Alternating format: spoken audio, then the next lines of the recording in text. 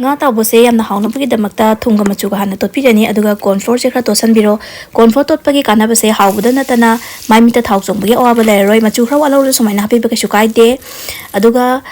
thau chongdabada natana thau subsanbagi sangsu yamna fabane thau kitang adum konare aduga koina yengumba nga gumba taubada adum totpibe yai taubase da mapo kaidana adum sasat nungai bani ko aduga machuga moroka sisu sumaina thau ngawri ngai hapi basina masu yamtina pajabe hen bane alu sina koina kamtho hapchare kaigino hai kanda soibum thongina bada chak laubani ko alu se aduna jira asuba khraga moroti pa khraga su manang sibai hapchare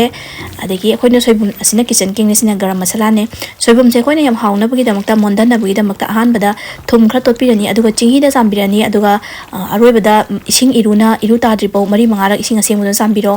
do hing kitang du thaksan jare ko alu se khra namga hai biro mo phone ta na ba aduga adumaina ising isam duna ising iru tarak tri pau mari mar sam taragadi sinju chillaroi yam ju mondarani haujo